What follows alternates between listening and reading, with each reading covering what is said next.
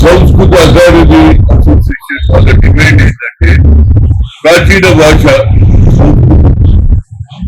ఈ ఇంటర్మీడియట్ ఇది ఇంట్రడ్యూస్ చేయాలనేది వారి ఆలోచన.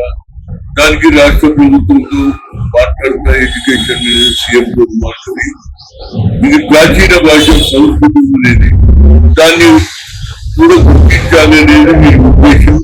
దీన్ని తప్పనిసరిగా ప్రభుత్వం దృష్టికి తీసుకొస్తారు. సంస్కృతం భాష అనేది ప్రాచీన భాష, దాన్ని ఎందుకు మరుస్తున్నారు?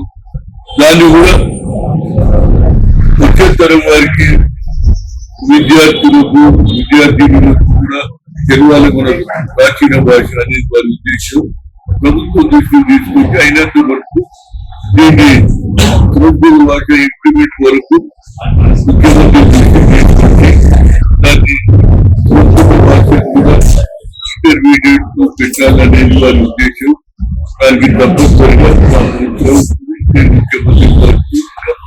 మాట్లాడడానికి నా ప్రయత్నం చేస్తాను. మరియు వాళ్ళ ఆలోచన ఏముందని తర్వాత తెలుసుకుంటే ప్రజల డిమాండ్ మాత్రం తప్పనిసరిగా ఆలోచన ప్రభుత్వం దృష్టికి తీసుకుంటే బాధ్యత నా బహిరంగ అయితే తప్పనిసరిగా నా ప్రయత్నం కొనసాగిస్తాను. మరి వారు అర్థం చేసుకుంటారు. సార్ దగ్గరికి వస్తుంటే ఒక ప్రేమ అభిమానం లభిస్తుంటాయి. ఎంతటి వారంగా కూడా ఆ వారి ప్రేమను పొందిపోతుంటారు. అందువల్ల మా సంస్కృత అసోసియేషన్ ప్రకారము మా సంస్కృత భాష గురు శిష్య సంఘం ఆధ్వర్యంలో మరి సంస్కృత అకాడమీ ఆధ్వర్యంలో మేము హనుమంతరావు సార్ దగ్గరికి వచ్చి చాలా సీనియర్ లీడర్ ఇందిరాగాంధీ నెహ్రూ స్థాయి నుండి ఉన్నటువంటి సీనియర్ లీడర్ కూడా సంస్కృతంలో ఉన్న గొప్పతనాన్ని కూడా ఈరోజు మరి ఆ భాషలో ఉన్న వైశిష్ట్యం గొప్పతనం ఆ భాషలో ఉన్న మాధుర్యాన్ని మరి సారు మరి గమనించింది కాబట్టి మమ్మల్ని ప్రోత్సహించాడు. మాకు ముఖ్యమంత్రి దాకా కూడా మాకు సపోర్ట్ చేస్తానని ఈరోజు సారు ఆశీస్సులు లభించిన అభిమానం లభించింది. తప్పకుండా మరి విద్యార్థులకు కూడా సంస్కృతం ఉండాలి.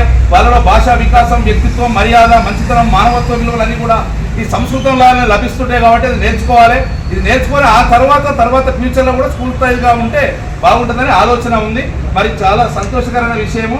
ఆ సార్కి ఈరోజు మేము మెమోరాండం ఇవ్వడం జరిగింది. మేము మా పక్షాన మేము మెమోరాండం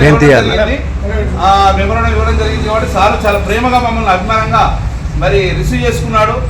రావడం సార్ ఆశీస్సులు వ్యక్తి సంస్కృతం రావద్దు. ప్రతి స్కూల్లో ప్రతి కాలేజీలో ప్రతి పిల్లలకి పెద్దలకి కూడా సంస్కృతం అనేది చాలా ముఖ్యమైనది.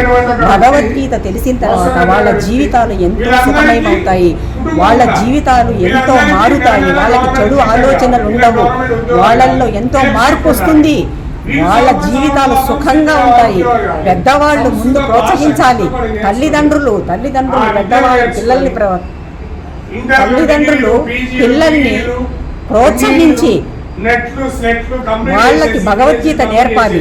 వాళ్ళకి సనాతన ధర్మాన్ని తెలియజేయాలి. దాన్ని మనం ఎప్పుడైతే మనం తెలుసుకోగలుగుతామో మన పెద్దవాళ్ళు ముందు తెలుసుకొని మన పిల్లలని మంచి దారిలో నడపాలి.